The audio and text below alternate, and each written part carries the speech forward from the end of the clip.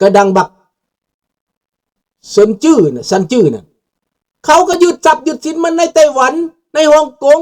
ในเกาหลีในญี่ปุ่นในออสเตรเลียในอังกฤษในอเมริกาเขายึดทรัพย์มันนี่เงินเหล่านี้เสียไปเห็นยังคนผ่านสันดานหยาบพวกนี้นะเงินเหล่านี้เอามาช่วยกระบวนการต่อสู้ที่เป็นประชาธิปไตยนี่แหละยึดในเมืองไทยเก่าเงินมาช่วยพวกเฮาแม่ยึดเงินพวกโจรพวกนี้เอามาช่วยคนลาวที่มันเป็นวิกติมในสงครามอันนี้ยึดทำไมบ่มีเงินรัฐบาลมาช่วยรัฐบาลอเมริกาเอาเงินไปช่วยลาวก็หลายแล้วยึดเงินมันนี่ในเมืองไทยนี่ยึดเงินมันในเขมรยึดเงินมันเอาไปช่วยกระบวนการประชาธิปไตยเป็นหลายพันล้านพี่น้องเอ้ยอเมริกายึดเงินนี่เอามาช่วยไผเอามาห้อยสำเร็งสีซื้ออาวุธจ่ายทหารสร้างประเทศสร้างประชาธิปไตยต่อไป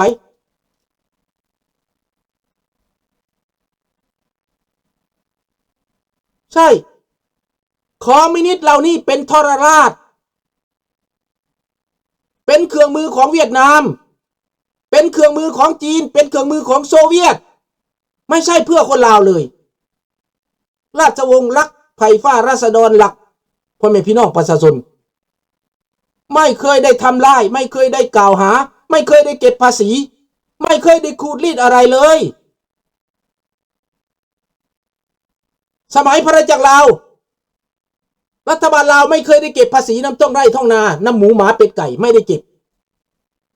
ไม่เคยได้เก็บภาษีแค่นำเข้าและภาษีนำออก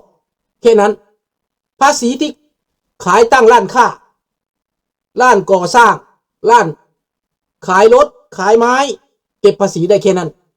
แต่ราษฎรประชาชนไม่มีภาษี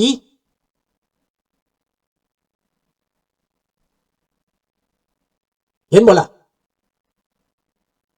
เงินกีบก็เป็นราคาไปประเทศใดเขาก็เอาเงินกีบของพระจักรลาวคนก็อยู่ดีกินดีคนก็มีความสุขคู่มือนี่ดูดเลือดเคาะขอดขูดฮีดเถือหนังกดขี่ข่มเหงปราบปรามจับกุมหาเรื่องใส่ความครบสุดเลยพี่น้องนี่แหละสันดานมาจากโซเวียตสันดานมาจากลัทธิเผด็จการดังมันกระทำกับยูเครนทุกวันนี้ทหารยูเครนเขาต่อสู้อยู่ในโปรกรับเขาต่อสู้อยู่ในดอนเนตเขาต่อสู้อยู่ในลูฮันเขาบ่อยากฆ่าคนยูเครนด้วยกันแทนที่เขาสิถล่มดอนเนตลูฮันมันเป็นจุนเขากระบอกเขายังอยากว่ามือหนึ่งนั่นให้บ้านเมืองบ่ได้ล่มสลายเขายิงใส่แต่โซเวียตยิงใส่แต่โรงจักรโรงงานมันยิงใส่แต่บ่อน้ำมันแต่เขาบ่ได้เคยยิงใส่เฮือนประชาชนเขาพยายามหลีกเลี่ยงแต่ในที่สุดหลีกเลี่ยงบ่ได้ข้าพเจ้าว่าเอามันซะเอาลูกฟลามิงโกนะสัตว์ใส่โดเนตยัก10 ลูกนี่นะสัตว์ใส่อันลูฮันยัก10 ลูกให้มันไปเบิดซะให้มันเป็นตืดซะสัตว์ใส่บอลใดที่บักโซเวียตบักรัสเซียมันอยู่นะให้มันแปลนเบิดซะให้มันบ่มีบ่อนกินบ่อนอยากมันบ่มีเพิ่งประชาชนถ้ามีประชาชนอยู่นั่นมันก็มีบ่อนกินบ่อนอยากพี่น้องข้าพเจ้าว่าเซเลนสกี้นี่ใจดีโพดแล้วแทนที่จะยิงใส่หันน่ะยิงใส่หันโลดน่ะมันจะบ่มีกินมีอยากไฟฟ้าบ่มีประชาชนอยู่บ่ได้ทหารรัสเซียก็อยู่บ่ได้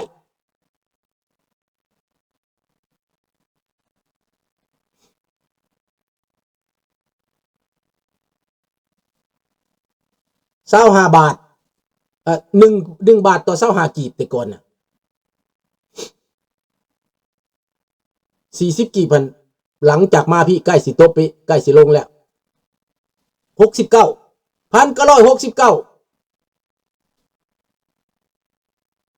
25 กีบต่อ1 บาทนะ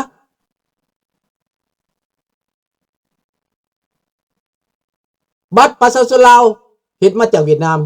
เอ้าก็เวียดนามเป็นพ่อเป็นแม่มันดิมันเฮ็ดบ่เป็นดิมันบ่มีปัญญาดิ ประชาชนลาวนี่ผู้ใดสิได้บัตรก็ต้องเอามาแต่เวียดนามพุ่นมันสัวดิมันจ้าดิมันบ่มีปัญญาดิรัฐบาลบ่มีปัญญารัฐบาลหุ่นเสิร์ชรัฐบาลแก้วคลองเมืองคนลาวต้องเตรียมจัดการปาดคอมันพี่น้องอยากบอกอยากเว้า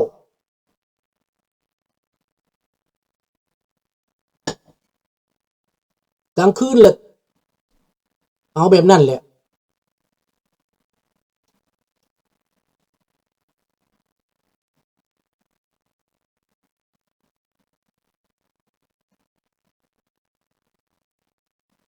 เขาก็ต้องเฮ็ดแหละพวกนาโต้กับพวกนี้เนี่ยคันว่าเสยอยู่นี่ข้าพเจ้าว่าพวกนี้ก็บ้าคือกัน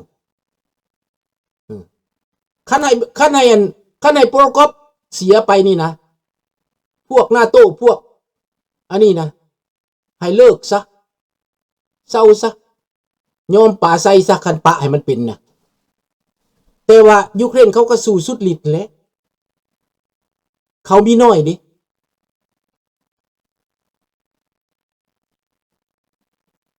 มันมีน้อยดิเห็นบ่ล่ะอันนี้แหละลังเถื่อกับเป็นตาเรือใจได้ความเป็นธรรมความถูกต้องนี่นะทุกสิ่งทุกอย่างนะมันเป็นแก้วเบิดแล้วเขาเอาไปให้แก้วกวดสอบเบิดแล้วแก้วสิเก็บสิขาผู้ใดเขาก็เอาไปให้แก้วเบิดแล้วคนลาวเอ้ยโคตรแม่บักสอนไส้โคตรแม่บักทองลุนสาถูกคนมึงตายถูกตายยากตับดับตายดับตายวายตายจิ้มหายวายวอดเด้อให้มันตายล่างครัวล่างโคตรล่างขอบคือตายคือผีปอบตายคือหาคือหุงตายดับตายวายคือหาคือหุงกินหัวมันนี่โทษเด้อพี่น้องเด้อขอโทษเด้อขออภัยโทษเด้อ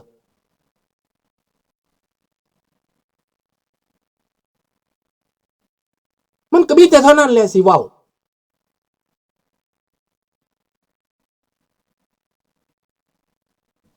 มันไม่มีแนวอื่นดอกสิเว้ามันตายดับตายหาคือพวกหาก้อมกินหัวมันนี่ครอบครัวมันหั่นนะให้มันเป็นแบบนั้นถ้ามันเป็นเวรเป็นกรรมคือครอบครัวบักจุมารีนเด้อคนลาวจังสิได้มีความสุข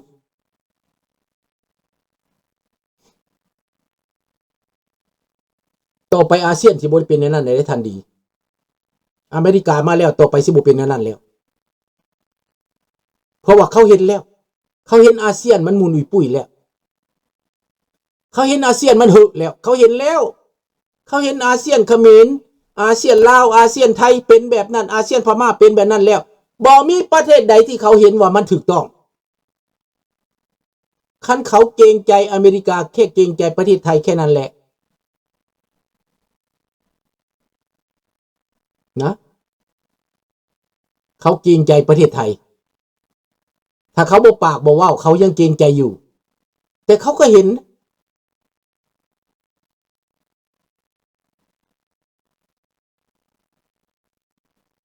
เงินไทยก็ไม่ได้เกินเท่าไหร่ยังอยู่ประมาณอยู่ไม่ได้ตกแห้งดอกเงินไทยน่ะยังดีอยู่ถ้าประเทศไทยปล่อยไปแบบนี้ก็สิเป็นไปคือกันถ้าปล่อยแบบนี้เนี่ยมันบ่มีเสถียรภาพเด้รัฐบาลใดมากก็อยู่บ่ได้ฮอดหลายเดือนพวกวุ่นวายก็วุ่นวายอยู่หั่นแหละประเทศไทยนี่ก็เสี่ยงคือกันเด้อพี่น้องเด้อเสี่ยงคือกันเขาก็อาจจะบังคับนั่นแหละถ้ามันนอกหลักนะ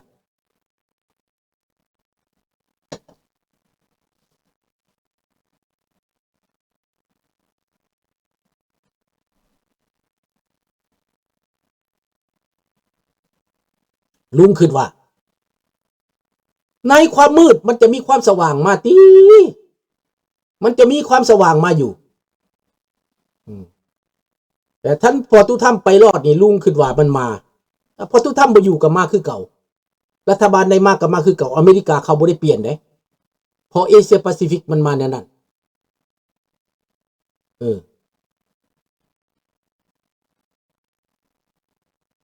ในเอเชียนี่นะ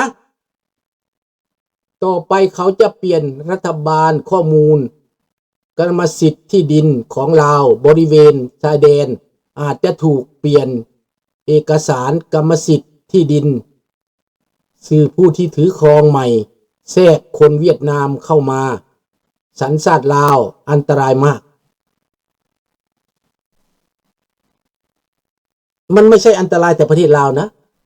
มันอันตรายถึงประเทศไทยลุงก็บอกไปแล้วแต่รัฐบาลไทยเขาก็บอกว่าเวียดนามเป็นเพื่อนเขา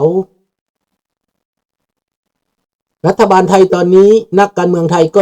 เชียร์ให้เวียดนามเป็นเพื่อนนะไว้ใจเวียดนามไว้ใจเวียดนามกว่าลาวนะในตอนนี้ฟังกระแสการเมืองฟังกระแสข่าวเขาก็เชียร์เวียดนามนะเขาเชียร์เวียดนามว่าในอาเซียนนี่มีเวียดนามกับไทยเป็นเพื่อนกันนะเขาเชียร์กันแบบนั้นได้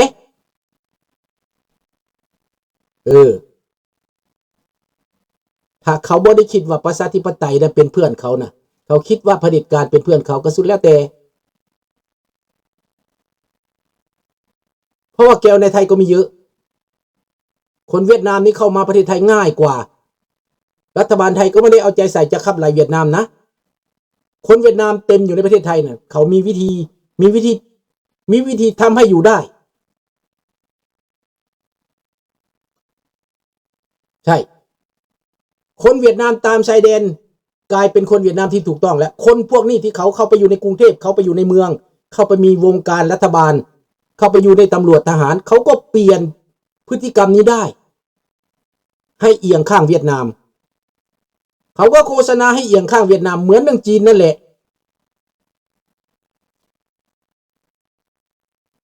ถ้าคนจีนเข้ามาอยู่ในข่าวในการที่ออก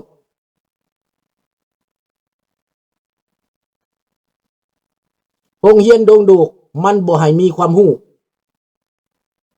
มันบ่ให้แล้วเพราะเขาจำกัดจะไว้เขารู้จักว่าคนลาวสิฉลาดคนลาวสิหู้เมื่อเขาก็ให้เจ้าโง่เจ้ากินยาเสพติดให้เจ้ากินเหล้าพากันสแตกเหล้าทั้งเว้นทั้งคืนจนบ่เป็นคนจนบ่เป็นผี